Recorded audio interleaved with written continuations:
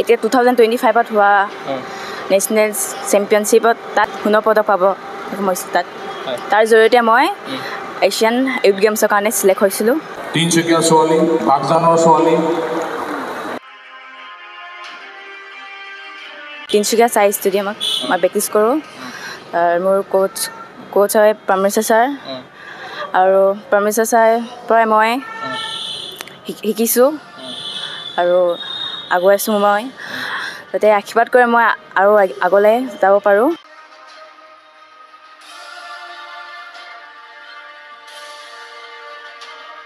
সপোন আছে মই অলিম্পিকত যাতে মই খেলোঁ অলিম্পিকত খেলি কিনে মই যাতে গ'ল আনো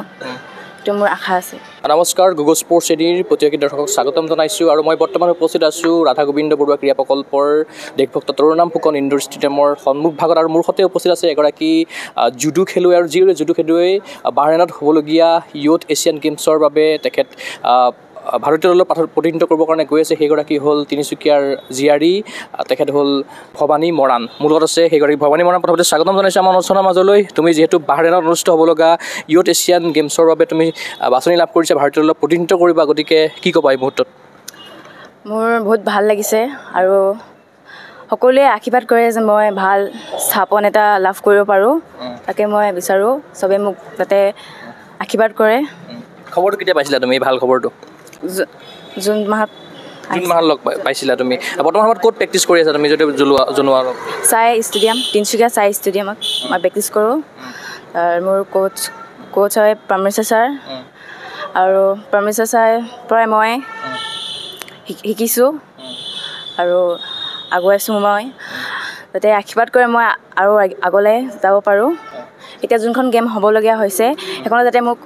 সকলোৱে আশীৰ্বাদ কৰে যেন সকলোৱে মোক ছাপোৰ্ট কৰে ভাল স্থাপন এটা লাভ কৰোঁ বাহিৰলৈ কেতিয়া গৈ আছা তুমি মই ফাইনেললৈ অক্টোবৰ মাহত 22 তাৰিখৰ পৰা হ'ব আৰম্ভ হ'ব তো এতিয়ালৈকে কোৱা নাই কেতিয়া যাম অলপ যদি আগলৈ যাওঁ আমি তুমি জুডোৰ প্ৰতি কিদৰে আকৰ্ষিত হ'লা বা জুডো কি হ'লে তোমাক কোনে লৈ আহিছিল অলপ যদি কোৱা তুমি থোৰতে মই 2021ৰ পৰা তাত মোৰ কৃষ্ণমূৰ্তি ছাৰ বুলি কয় সেইজন ছাৰে মোক জুডো শিকাইছিলে তো তাৰ পৰা মই আগলৈ আহিছোঁ তোমাক প্ৰথম কোচ তেখেতেই হয় ছাৰ আৰু বৰ্তমান সময়ত যিহেতু তুমি ছাইট বৰ্তমানৰ প্ৰশিক্ষণ গ্ৰহণ কৰি আছা গতিকে ছাইট কিদৰে প্ৰশিক্ষণ গ্ৰহণ কৰিছা কোন সময়ত প্ৰশিক্ষণ গ্ৰহণ কৰিছা কিমান তাত মানে কষ্ট কৰিব লগা হৈছে তুমি হয় ৰাতিপুৱা 5:30 পৰা 7:30লৈকে হয় আৰু দুপৰীয়াও হয় তাৰপিছত পিছবেলাকো হয় আৰু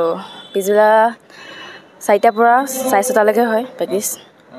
আৰু যিহেতু তুমি অষ্টম শ্ৰেণীত পঢ়ি আছা গতিকে পঢ়িবও লাগে তোমাৰ স্কুলখনৰ নামটো কি স্কুলখনৰ নাম সাৰ্বজনীন বালিকা বিদ্যালয়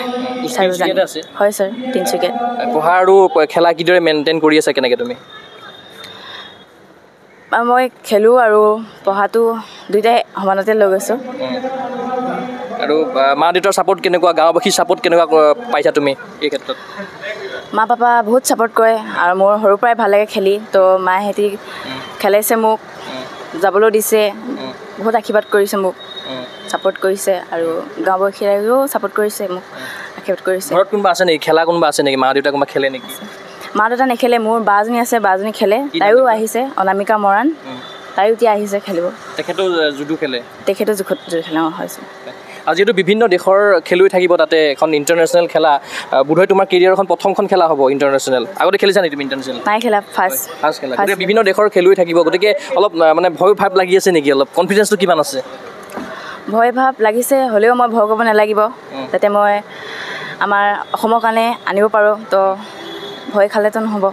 হ'লেও মানে ভয় লাগিছে লগাটো অলপ আৰু মই খেলিবলৈ বহুত ইচ্ছু হৈ আছোঁ খেলিবৰ কাৰণে গেমখন এতিয়ালৈকে কি মানে ভাল টুৰ্ণামেণ্টত তুমি ভাল প্ৰদৰ্শন কৰিছা বা টুৰ্ণামেণ্টত তুমি পদক জয় কৰি পেলাই অসমলৈ গৌৰৱ কঢ়িয়াই আনিছা এতিয়ালৈকে মই কিবা মানে অস্মিতা হওক এনেকুৱা ধৰণৰ খেলিছা টুৰ্ণামেণ্ট অস্মিতা হওক বা এনেকুৱা ধৰণৰ টুৰ্ণামেণ্ট নেশ্যনেল টুৰ্ণামেণ্টটো বহুত খেলিছা তুমি খেলিছোঁ এখনে খেলিছোঁ কি খেলিছা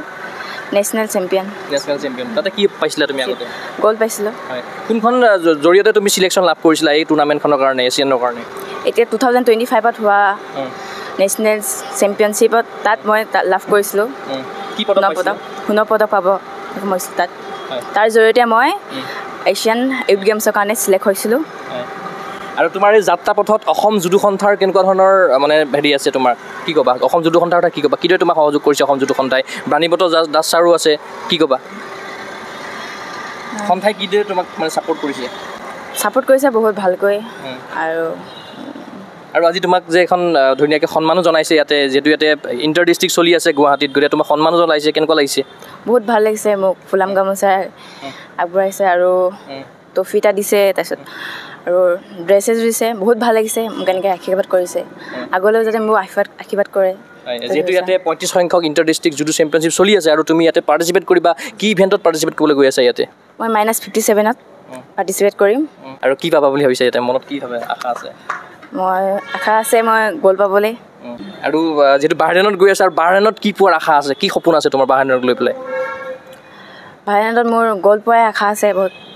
মই বহুত চেষ্টা কৰোঁ আনিবৰ কাৰণে কিছুদিনৰ পাছতে তুমি গৈ আছা গতিকে অসমবাসীৰ পৰা নিশ্চয় আশীৰ্বাদ বিচাৰিবা তুমি আশীৰ্বাদ বিচাৰিম যাতে চবেই মোক আশীৰ্বাদ কৰে অসম ৰাইজ ক'লে মোক আশীৰ্বাদ কৰে কিবা অসুবিধা হৈছে নেকি যোৱাৰ ক্ষেত্ৰত অহা যোৱাৰ ক্ষেত্ৰত সকলো সুবিধা কৰি দিছে নে চাই ফালৰ পৰা কৰি দিয়া হৈছে কৰি দিছে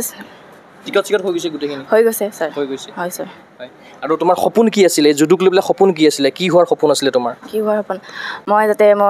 সপোন আছে মই অলিম্পিকত যাতে মই খেলোঁ অলিম্পিকত খেলি কিনে মই যাতে গ'ল আনো সেইটো মোৰ আশা আছে নিশ্চয়কৈ তোমাৰ সেই সপোন সাফল্যমণ্ডিত হওক লগতে বাহৰেইনত সুন্দৰ প্ৰদৰ্শনেৰে ভাৰত মাতৃক গৌৰৱান্বিত কৰক সেয়ে আমি আশা কৰিলোঁ লগতে তোমাৰ উজ্জ্বল ভৱিষ্যত কামনা কৰিলোঁ থেংক ইউ ছাৰ নিশ্চয়কৈ এয়া আছিল তিনিচুকীয়াৰ জীয়াৰী ভৱানী মৰাণ আৰু সেইটোভাৱে তেখেতে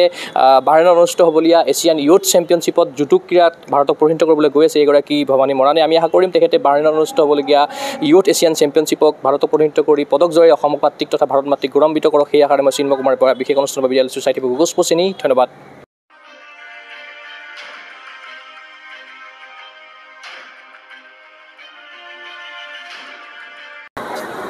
তিনিচুকীয়া ছোৱালী বাগজানৰ ছোৱালী কোনে কেতিয়া ক'ৰ পৰা কেতিয়া ভাল খেলুৱৈ ওলায় আমি হয়তো কোনে গমেই নাপাম এয়া মুক্তাৰ আহমেদ